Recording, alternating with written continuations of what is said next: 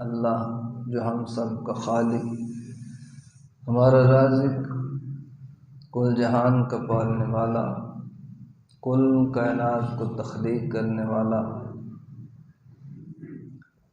उस करीम का शुक्र अदा करते हैं कि जिसने हमें आज जुम्मा के बबरकत दिन में और रमज़ान के इन प्यारी घड़ियों और इन प्यारे लम्हात में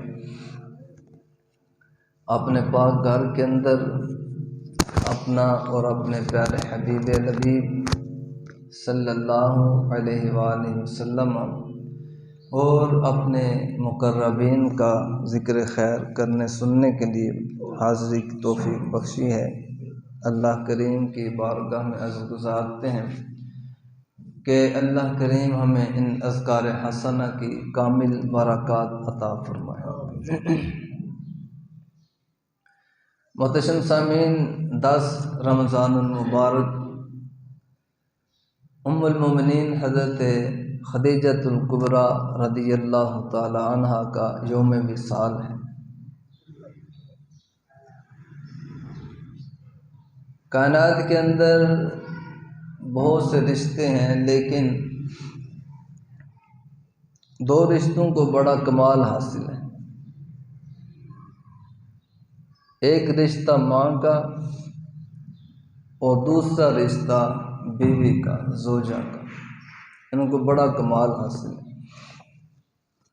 सबसे ज़्यादा वफा या तो माँ के रिश्ते में पाई जाती है या बीवी के रिश्ते में पाई जाती है।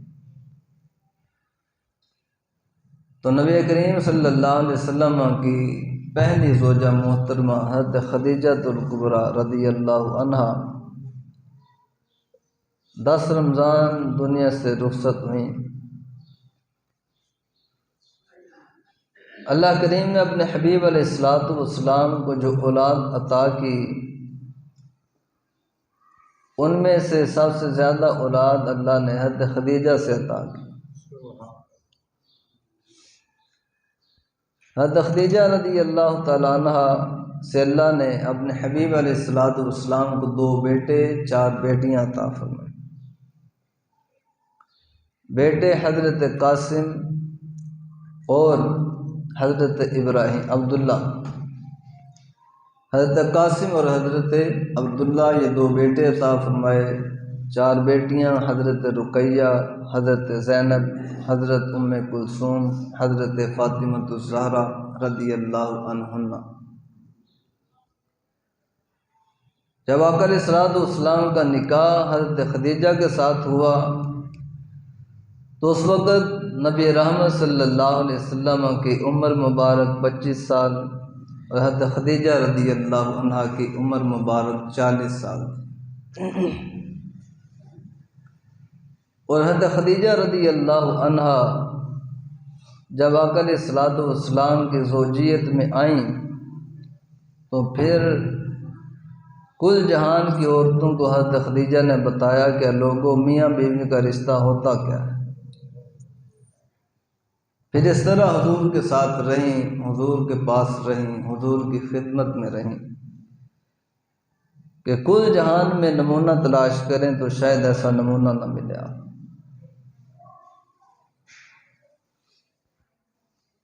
तो कायनात में अर्ज़ किया कि बहुत से रिश्ते हैं, लेकिन 2 रिश्तों को कमाल हासिल है। और एक और इससे भी बड़ी बात यह है कि माँ का रिश्ता बड़ा मुक़द्दस होता है, बड़ा आला होता है, लेकिन उसके बावजूद कायनात में जब अल्लाह ने रिश्ते बनाए तो सबसे पहले मियाँ और बीवी का रिश्ता बनाया।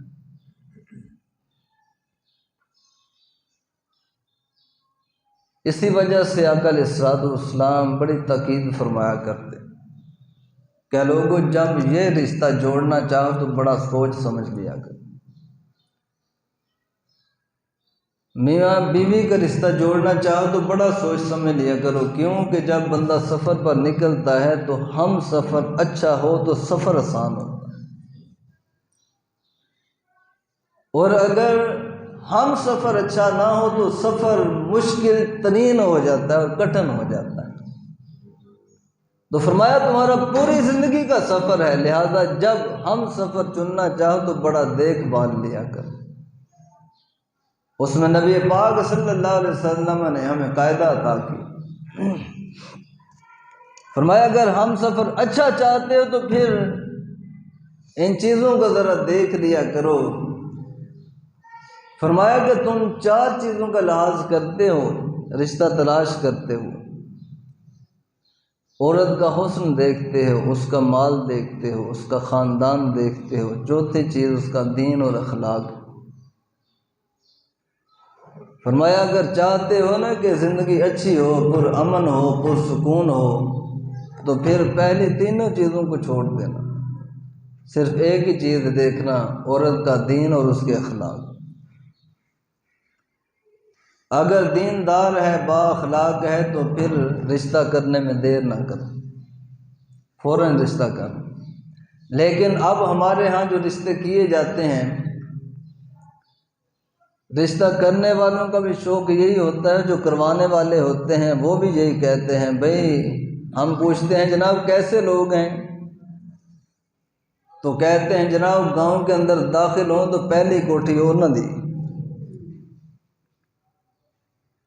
भाई ख़ानदान कैसा है, भाई गांव के चौधरियों की बेटी। भाई बताओ हुस्न जमाल कैसा है, तो कहने वाले कहते हैं कि पूरे पिंड में चैडी सोनी कुड़ी कोई। तो जब ये बातें हमारे सामने आती हैं तो फिर फ़ौरन से हम इरादा कर लेते हैं कि रिश्ता करना है तो ऐसे कार्य कर। लेकिन जो उसूल नबी पाक ने दिया है वो ये था कि भाई ये तीनों चीज़ों तो तुमने देख ली, लेकिन साथ ये भी सवाल कर लिया करो, भाई बच्ची नमाजी है या बेनमाजी। भाई तेरा ये भी सवाल होना चाहिए कि भाई बच्ची बापर्दा है या बेपर्दा। तेरा यह भी सवाल होना चाहिए कि भाई बच्ची को कुरान के साथ लगाव कितना है। तो तेरा यह भी सवाल होना चाहिए बच्ची के अखलाक कैसे हैं, बोलचाल कैसी है, बच्ची का किरदार कैसा है।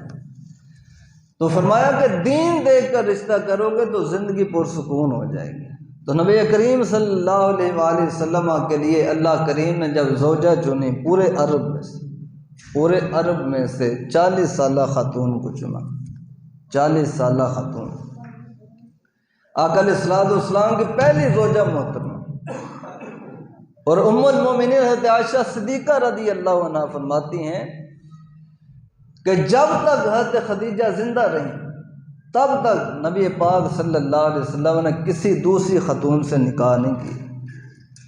जब तक हज़रत खदीजा जिंदा रही ऐसी मोहब्बत थी, ज़रूरत ही महसूस नहीं हुई। हज़रत खदीजा ने ज़रूरत ही महसूस नहीं होने दी, ऐसे अदब वाली ज़िंदगी गुजारी। तो ये मामला चला कैसे, जनाब अबू तालिब आका अलैहिस्सलाम के चचा हालात जब पुरकठन हुए तो आका अलैहिस्सलाम से अर्ज़ करते हैं, अभी आपकी उम्र मुबारक 25 साल है, अर्ज़ करते हैं बेटा जाओ मुल्क शाम की तरफ तिजारती काफ़िले जा रहे हैं, उनके साथ जाओ तिजारत करके आओ ताकि कुछ माल आए, हालात बेहतर हों। खदीजा के काफ़िले निकलने वाले हैं, खदीजा के पास जाओ वो तुम्हें अपने साथ रखे। तो आका अलैहिस्सलाम बड़े खुददार थे, बिला मजबूरी किसी से सवाल करना हुजूर की शरीयत के अंदर नहीं है। बड़े खुददार थे। आका फरमाते हैं चचा उनको ज़रूरत होगी तो खुद बुला लें, मोहम्मद खदीजा के पास नहीं जाएगा। तो कुछ ही दिन गुजरे, हज़रत खदीजा रज़ी अल्लाह अन्हा के काफ़िले तैयार हुए मुल्क शाम जाने के लिए। तो हज़रत खदीजा ने भी हुजूर के औसाफ सुने हुए थे, आपका किरदार सुना हुआ था, आपकी अमानतदारी, दयानतदारी, सदाकत सुनी हुई थी। तो हज़रत खदीजा ने कहा भाई क्यों ना इस दफ़ा मोहम्मद को साथ भेजें। तो पैगाम भेजा, आका अलैहिस्सलाम चले गए। तो अर्ज़ करती हैं कि भाई मैं चाहती हूँ कि इस दफ़ा मेरे काफ़िलों की सरबराही तुम करो, माल तिजारत आप लेकर जाएं, और सौदा आपसे ये है कि अगर आप कामयाब होकर वापस आए तो जितना नफ़ा मैं दूसरे लोगों को देती रही हूँ इससे दुगना आपको दूंगी। आका अलैहिस्सलाम घर आए, चचा से बात की, उन्होंने कहा बेटा देर ना करो, काफिला निकल गया। अब वो काफिला जब मुल्क शाम बसरा शहर में पहुंचा तो वहां पड़ाव हुआ। वहां एक गिरजे के पास काफिले ने पड़ाव किया। अब इसी गिरजे के पास तकरीबन 12 से 13 साल पहले भी हुजूर का पड़ाव हुआ था। आका 12 साल के थे, मुल्क शाम के सफर की तरफ जा रहे, इसी गिरजे के पास रुके। उस वक़्त भी एक राहिब से मुलाकात हुई और अब भी एक राहिब से मुलाकात हुई। उस वक़्त के राहिब का नाम बुहैरा था, इस राहिब का नाम नस्तूरा है। अब वो राहिब इत्तिफाकन अपने गिरजे से बाहर निकला तो हज़रत खदीजा रज़ी अल्लाह अन्हा का गुलाम मैसरा हुजूर के साथ था। आका अलैहिस्सलाम एक दरख्त के नीचे बैठे हुए। तो राहिब ने मैसरा से पूछा, भाई ये नौजवान कौन है? मैसरा ने सारा तारुफ करवाया कि इनका नाम मोहम्मद है, कबीला कुरैश से है, इनके वालिद का नाम अब्दुल्ला, दादा का नाम अब्दुल मुत्तलिब है, बड़ा अजीम ख़ानदान है। जब तारुफ करवाया तो वह रुका नहीं, दौड़ पड़ा। दौड़ता हुआ हुजूर के पास गया, आका अलैहिस्सलाम के हाथों को पकड़ा और बोसे देने लगा। फिर हाथों को छोड़कर पाँव को बोसे देने लगा और फिर कहता है कि जनाब अपनी कमीज तो उठाएं पीछे से।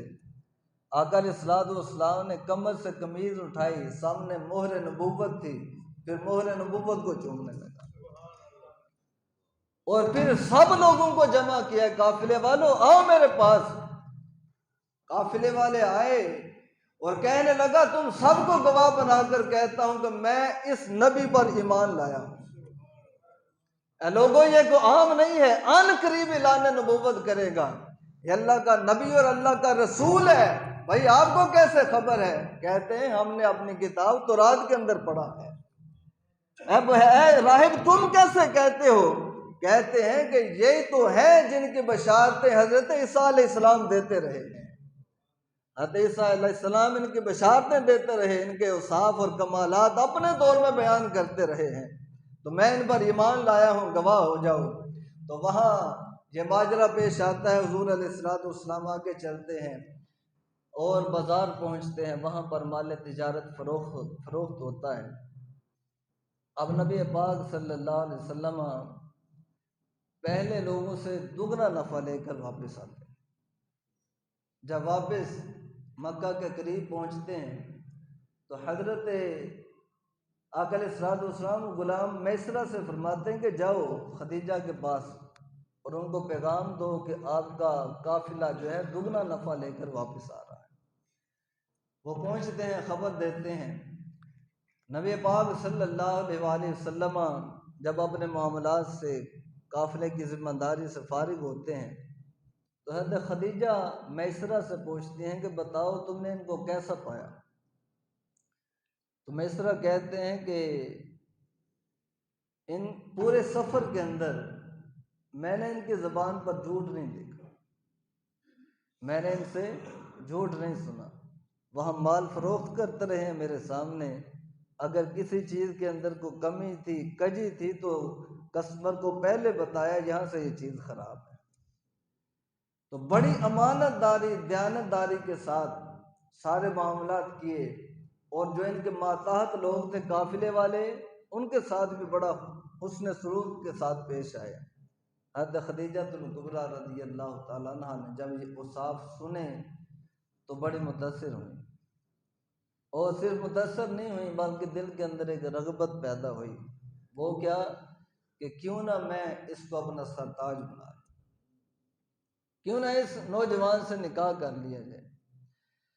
हज़रत खदीजा रज़ी अल्लाह तआला अन्हा को इससे पहले बहुत से उमरा, रुआसा के और मक्के के जागीरदारों के पैगाम निकाह आ चुके थे, लेकिन आपने हर किसी के पैगाम को रद्द कर दिया, हर किसी का इनकार कर दिया। लेकिन आज दिल के अंदर रग़बत पैदा होने लगी तो ये वजह क्या थी, हमने उलमा से पूछा। उलमा कहते हैं कि कैसे ना होता, हज़रत खदीजा क्यों ना रुआसा और उमरा के पैगामों को रद्द करती जनाब, क्यों? इसलिए कि अल्लाह ने अमीरों के अमीर के लिए हज़रत खदीजा को चुन जो रखा था। हज़रत खदीजा को अमीरों के अमीर के लिए, रईसों के रईस के लिए, बल्कि अपने हबीब के लिए चुन जो रखा था। तो हज़रत खदीजा रज़ी अल्लाह अन्हा किसी के पैगाम निकाह को कैसे कबूल कर सकती थी? वो रब की तरफ से इजाज़त नहीं थी। तो आज दिल के अंदर रग़बत पैदा हो गई कि हुजूर से निकाह कर लिया जाए। और इसकी वजह हमने कहा, या अल्लाह, अरब के अंदर बेशुमार ख़वातीन थीं, इनकी उम्र 40 साल है, तूने 40 साल खातून को अपने हबीब की ज़ौजियत के लिए चुना, वजह क्या है? वहाँ तो 18 साल लड़कियाँ भी थीं, 20 साल भी थीं, 25 साल भी थीं, 30 साल भी थीं, 40 साल खातून को अपने हबीब की ज़ौजियत के लिए क्यों चुना? तो जवाब आता है, लोगों, खदीजा ज़माना जाहलियत में रहती थी, हर तरफ शबाबो कबाब थे, अयाशी थी, बेहयाई थी, झूठ था, धोखे थे, फरेब थे। उस दौर के लोग भी खदीजा को तय्यबा और ताहिरा कहा करते थे। उस दौर में झूठे ने भी कहा कि खदीजा पाक है, उस दौर के जानी ने भी कहा खदीजा पाक है, उस दौर के बदमाश ने भी कहा भी खदीजा पाक है, उस दौर के कोठे पे नाचने वाली खवातीन ने भी कहा खदीजा पाक है, उस दौर के हर नेक ने कहा खदीजा पाक है, उस दौर के हर बद ने कहा खदीजा पाक है। तो फिर रब ने फैसला कर लिया कि इधर खदीजा पाक है, उधर मेरा हबीब पाक है, इधर खदीजा ताहिरा है, उधर मेरा हबीब ताहिर है। तो फिर क्यों ना पाक को पाक की ज़ौजियत में दे दिया जाए, फिर क्यों ना पाक को पाक की ज़ौजियत में दे दिया जाए। इसलिए हमने 40 साल को चुना है। क्यों? पाक जो है, खदीजा की निगाह भी पाक है, खदीजा की ज़बान भी पाक है, खदीजा का दिल भी पाक है, खदीजा की समाज भी पाक है, खदीजा का किरदार भी पाक है, खदीजा के अखलाक भी पाक है। तो पाक को पाक के लिए रब ने चुना है। तो इस वजह से 40 साल के साथ अपने हबीब का निकाह किया। तो हज़रत खदीजा रज़ी अल्लाह तआला अन्हा मुतासिर हुई, तो अपनी कनीज़ नफीसा को भेजा कि नफीसा जाओ ज़रा मोहम्मद की राय तो लेकर आओ कि निकाह के बारे में वो राय क्या रखते हैं।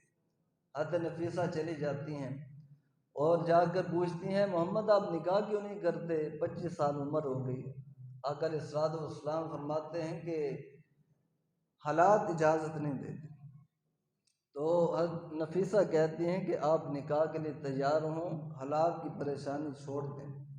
यह लफ्ज़ कहकर नफीसा वापस आती हैं, हज़रत खदीजा को बताती हैं कि निकाह करना चाहते हैं लेकिन हालात उनके लिए साथ नहीं देते। तो हज़रत खदीजा रज़ी अल्लाह तआला ने इस बात पर बड़ी खुश होती हैं कि उनका निकाह का इरादा है। पैगाम भेजती हैं। दूसरे दिन आका अलैहिस्सलाम हज़रत खदीजा के पास जाते हैं। हज़रत खदीजा अपने राय का और चाहत का इजहार करती हैं कि मैं आपके साथ निकाह करना चाहती हूँ, और उसकी वजह यह है कि मैंने आपकी अमानतदारी, दयानतदारी, अखलाक के हसना का बड़ा सुन रखा है, इसलिए मैं चाहती हूँ आपके साथ मेरा निकाह हो जाए। तो आका अलैहिस्सलाम तशरीफ़ लाते हैं। हज़रत खदीजा कहती हैं, जाकर अपने चचा को भेजें, जनाब अबू तालिब को, वो मेरे चचा अमर बिन असद के साथ निकाह की बात करें। आका अलैहिस्सलाम चचा को भेजते हैं। दोनों चचा, हज़रत खदीजा के चचा और आका अलैहिस्सलाम के चचा, आपस में निकाह तय कर लेते हैं, दिन मुतय्यन हो जाते हैं। अब ये एक मंगनी की सूरत बन गई। ये मंगनी थी आका अलैहिस्सलाम के पहले निकाह की। अब यहाँ मैं अर्ज़ करना चाहूँगा कि मंगनियाँ तो हमारे यहाँ भी होती हैं, और ये भी मंगनी थी जिस मंगनी में अंगूठी भी नहीं है, उस मंगनी के अंदर पैसे भी नहीं दिए गए लड़के लड़की को, लेकिन मंगनी हो गई। लेकिन आज के दौर के अंदर हमारी मंगनी बड़ी पुरतकल्लुफ हो चुकी है, बड़ी मुश्किल हो चुकी है। हम न रस्म और रिवाज को बड़ा रिवाज देते हैं, बड़ा बढ़ाते हैं, जो रस्म जहां देखी उसके पीछे चल पड़े। अब हमारी मंगनी में अंगूठी भी पहनाई जाती है, पैसे भी दिए जाते हैं, फिर पुरतकल्लुफ खाना भी होता है, लाखों रुपए मंगनी पे खर्च किए जाते हैं। एक मंगनी ये है हमारी जिस पे लाखों रुपए खर्च हो रहे हैं, एक वो मंगनी है जिस पे दो बुजुर्ग मिले और मंगनी हो गई। भाई मंगनी चीज क्या है क्या? रिश्ते की बात करना बुजुर्गों का कि भाई मैं आपकी बेटी के साथ बेटे का निकाह करना चाहता हूँ, और दूसरे अपनी राय का इजहार करें, ये मंगनी है। जुबान के साथ रिश्ते को बात को तय कर लेना ये मंगनी है। लेकिन हम तो बड़ी मुश्किलात में पड़ गए। अब जो अमीर है उसने तो लाखों लगा लिए, लेकिन गरीब क्या करे? अमीर ने तो अंगूठी पहना ली, गरीब क्या करे? अमीर ने तो 50,000 बेटी के हाथ पे रख दिए या लड़के के हाथ पे रख दिए, गरीब क्या करे? लेकिन ब्याहबाज हमारे गरीब भी नहीं आते। हम नकल करने में बड़े माहिर, चाहे कोई गरीब है चाहे अमीर है, नकल करने में हम बड़े माहिर हैं। अपनी हमारे राय कोई नहीं है, अपना फैसला कोई नहीं है। हमने देखा जनाब अमीर ने अंगूठी पहनाई है, अब मैं भी अंगूठी ही पहनाऊंगा अगरचे मुझे कर्ज उठाकर पहनाने। किसी अमीर ने 50,000 दिए हैं बेटी को या बेटे को, तो भाई ये रस्म तो मैंने भी पूरी करनी है। ना करूं तो नाक नहीं रहती, लोग क्या कहेंगे? हमने लोगों को देखा लेकिन अपनी चादर को ना देखा।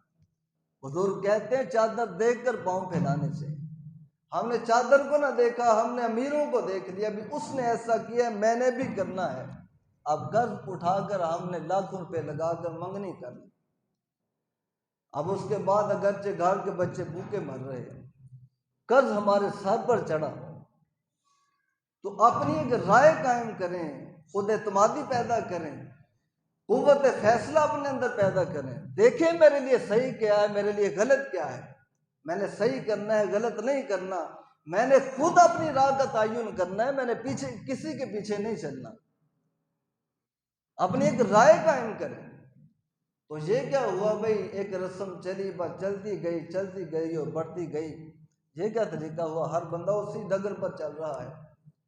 तो इन रस्म व रिवाज को मुआशरे से कम करने की ज़रूरत है। जिसकी जेब इजाज़त देती है बड़ी मंगनी करे, लेकिन जिसकी जेब इजाज़त नहीं देती वो अपनी हद में रहे, जितना कर सकता है उतना करे। कर्ज उठाकर मंगनियां करने की ज़रूरत नहीं है, हमारे दीन में इसका हुक्म नहीं है, ना इतने तकल्लुफ़ की इजाज़त है। तो वो भी मंगनी हुई। हज़रत खदीजा के चचा मिले, आका अलैहिस्सलाम के चचा मिले, बात तय हो गई, मंगनी हो गई। अब दिन का तयन हुआ, उस दिन निकाह हो गया।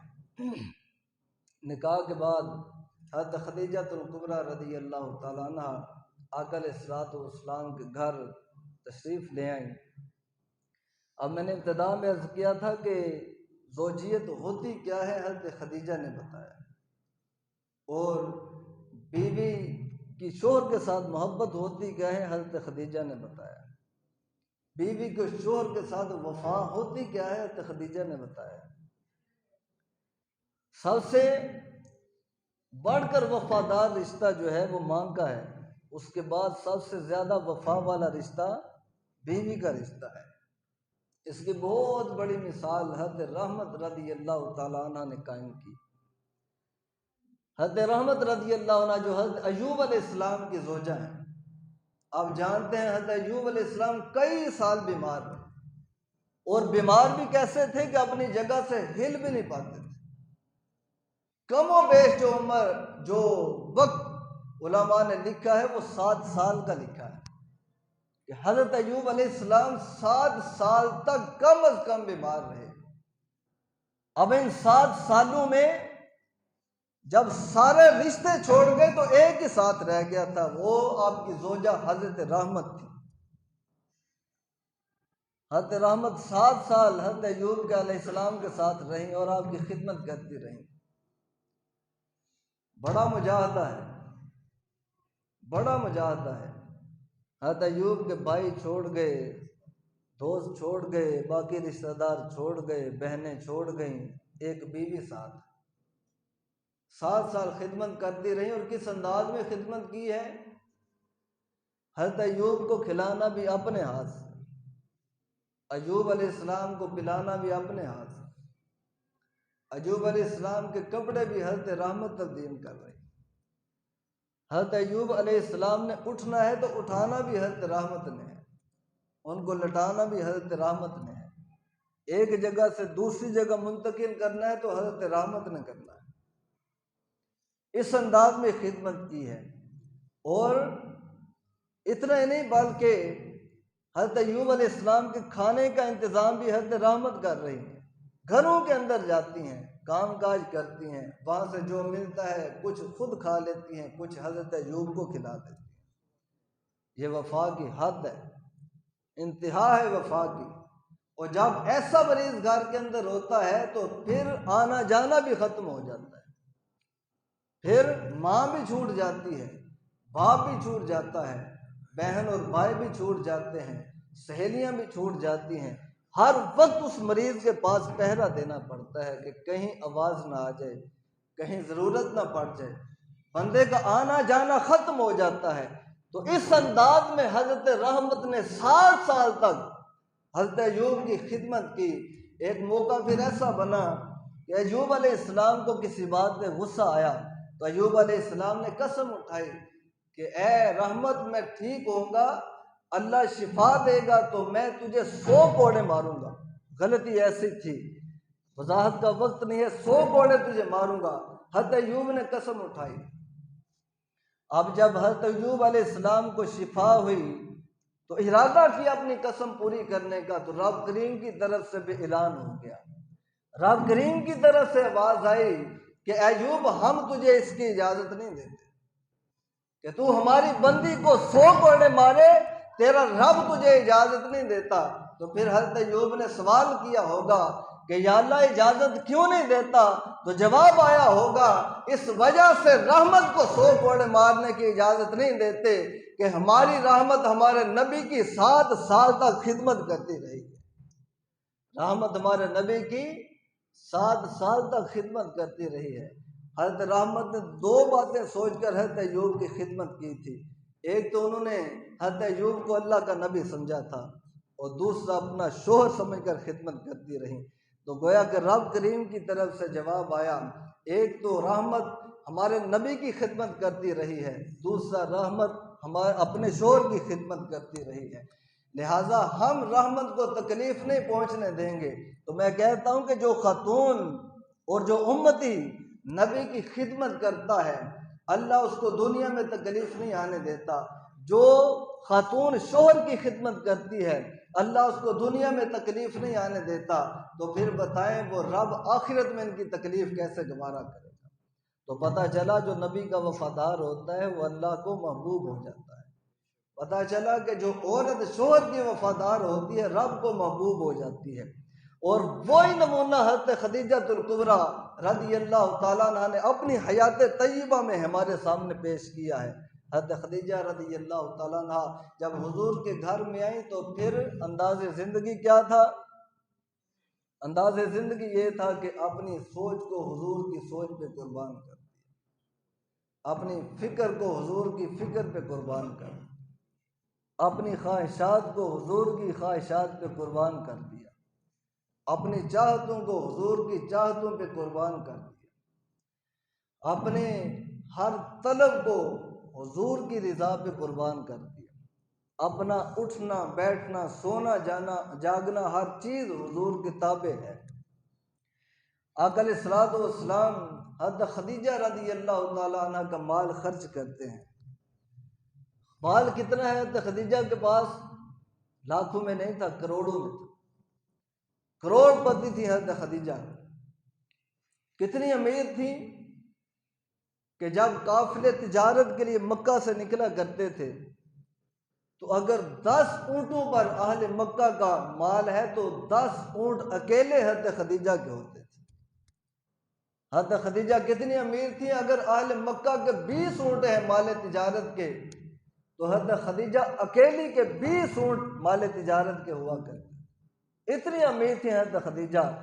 तो गोया के बागात की भी मालिक हैं, ज़मीनों के भी मालिक हैं, घरों की भी मालिक हैं, जायदाद की भी मालिक हैं, सारा कुछ लेकर हुजूर के घर में आई हैं। और अंदाज़े ज़िंदगी ये है कि कभी हुजूर के सामने बोली नहीं है कि ऐ अल्लाह के रसूल मेरा ये माल कहाँ खर्च किया है, अल्लाह के रसूल ये मेरा माल क्यों खर्च किया है, कभी नहीं बोली। अपनी ज़बान पर ताला लगा दिया। तो जब हज़रत खदीजा ने ज़बान पर ताला लगाया, कभी नहीं पूछा या रसूलल्लाह बागात थे कहाँ चले गए, या रसूलल्लाह ज़मीनें थी कहाँ चली गईं, या रसूलल्लाह मकानात थे कहाँ चले गए, या रसूलल्लाह इतना माल था, सोना था, चांदी था, अशरफियाँ थी कहाँ चली गईं। हुजूर से कभी सवाल नहीं किया, सर को झुका दिया, ज़बान को ताला लगा दिया। इधर हज़रत खदीजा ने ज़बान को ताला लगाया, उधर से अर्श का मालिक बोल पड़ा, अर्श का मालिक बोल पड़ा, जिब्रील को दौड़ाया कि ए जिब्रील जा मेरे हबीब के पास जा और उनसे कह दे कि ये जो आपकी ज़ौजा खदीजा है, इस खदीजा को इस ताबेदारी पर हमने इनाम ये अता किया है कि जन्नत के अंदर इनको मोतियों के महल का मालिक बना दिया है, जन्नत के अंदर मोतियों के महल का मालिक बना दिया है। खदीजा बड़ी ताबेदार है। हमारे ज़हन में ख्याल पैदा हुआ कि या अल्लाह, खदीजा ने तो बड़ी ताबेदारी की है, इनाम कुछ और भी मिलना चाहिए था। तो रब करीम की तरफ से जवाब आता है, भाई इनाम और भी हमने रखा है। या अल्लाह, वो इनाम क्या है? वो ये है कि जिब्रील अमीन अलैहिस्सलाम अर्श से दौड़ते हैं, ए जिब्रील जा सलाम ले जा। जिब्रील रास्ते में पूछते हैं, या अल्लाह सलाम तो लेकर जा रहा हूँ, लेकिन सलाम पहुँचाना किसको है? तो रब करीम की तरफ से जवाब आता है, जिब्रील जा हमारा ये सलाम हमारी बंदी खदीजा तक पहुँचा दे, हमारी बंदी तक हमारा ये सलाम पहुँचा दे। तो अर्श का मालिक हज़रत खदीजा रज़ी अल्लाह तआला अन्हा को सलाम भेजता है। इससे ज़्यादा शर्फ क्या होगा, इससे बड़ी इज़्ज़त की बात क्या होगी कि हमें कोई चौधरी साहब सलाम भेजे तो हम फूले नहीं समाते, कोई ओहदेदार सलाम भेजे तो हम फूले नहीं समाते, कोई बादशाह को बड़ा सलाम भेजे तो हम फूले नहीं समाते, सुनाते रहते हैं जनाब फलां ने सलाम भेज दिया है, जनाब फलां ने सलाम भेजा है। हज़रत खदीजा की शान को कैसे मापें, कैसे तोलें, जिनको अर्श के मालिक ने सलाम भेजा है। जिब्रील अमीन अलैहिस्सलाम हाज़िर खिदमत हैं, या रसूलल्लाह खदीजा आपके पास आ रही है, जब ये आपके पास आएँ तो इनको मेरा भी सलाम कहना, अपने रब का भी सलाम कहना। तो ये शान अल्लाह करीम ने हज़रत खदीजातुल कुबरा रज़ी अल्लाह तआला अन्हा को अता की। हज़रत खदीजा अलैहिस्सलाम की खिदमत किस नज़रिए से करती थी? उनके ज़हन में भी दो बातें थीं। एक तो हज़रत खदीजा रज़ी अल्लाह अन्हा हुज़ूर को अल्लाह का रसूल जानती थी, रसूल समझ कर खिदमत करती थी। दूसरा अपना सरताज समझ कर खिदमत करती थी। तो पता ये चला कि जो नबी का वफ़ादार होता है अल्लाह शान बड़ी अता करता है कि अगर अबू बकर ने खिदमत की है, वफ़ा की है, तो अल्लाह करीम ने जन्नत की बशारत सुनाई है। उमर ने वफ़ा की है, उस्मान ने वफ़ा की है, अली ने वफ़ा की है, तो अल्लाह ने जन्नत की बशारत सुनाई है। 1.25 लाख सहाबा ने हुजूर के साथ वफ़ा की है, तो फिर रब ने कुरान के अंदर क़यामत तक ऐलान कर दिया रज़ी अल्लाहु अन्हुम कि मैं अपने हबीब के सारे गुलामों से राज़ी हो गया।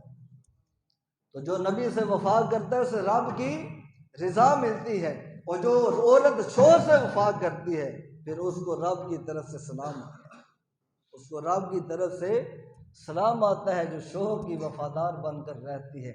तो हज़रत खदीजातुल कुबरा रज़ी अल्लाह तआला अन्हा ने सारी ज़िंदगी वफ़ा में गुजार दी, ताबेदारी में गुजार दी, मोहब्बत में गुजार दी। क़यामत तक की ख़वातीन को नमूना दे गई कि भाई शोहर के साथ ज़िंदगी गुजारनी है तो फिर खदीजा का नमूना तुम्हारे सामने होना चाहिए। मोहतरम सामीन, नबी करीम सल्लल्लाहु अलैहि वसल्लम ने भी फिर मोहब्बत की हद कर, हज़रत खदीजा के साथ मोहब्बत की हद कर दी। हर वक्त आका अलैहिस्सलाम के ज़हन में हज़रत खदीजा का ख्याल रहा कर। उम्मुल मोमिनीन हज़रत आयशा सिद्दीक़ा रज़ी अल्लाह तआला अन्हा फरमाती हैं कि आका अलैहिस्सलाम अक्सर हज़रत खदीजा का जिक्र किया करते, अक्सर जिक्र किया करते।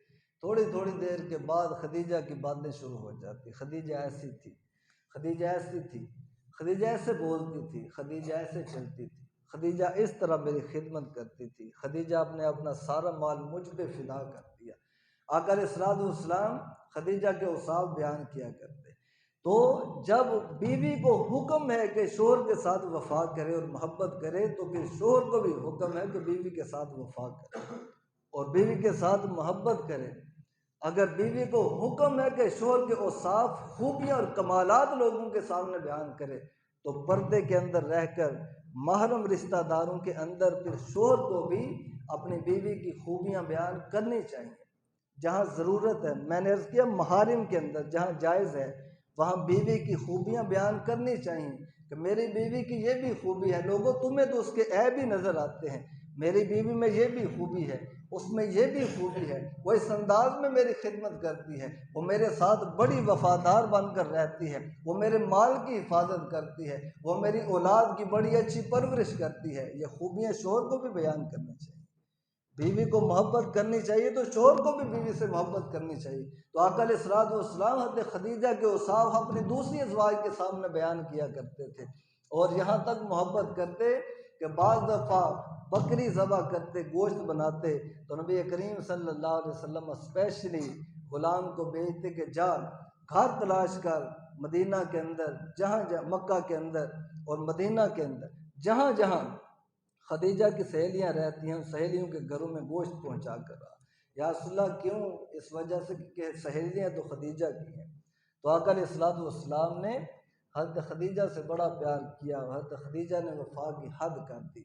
अल्लाह के बारगाह में अर्ज़ करते हैं कि अल्लाह ताला हमें अपने असलाफ़ के ज़िंदगी को पढ़ने की तौफ़ीक दे और असलाफ़ की सीरत से हमें नमूना हासिल करने की तौफ़ीक दे और अपनी ज़िंदगियों को उनकी ज़िंदगी के मुताबिक बनाने की सआदत अता फ़रमाए। आमीन। वमा अलैया इल्लल बलाग।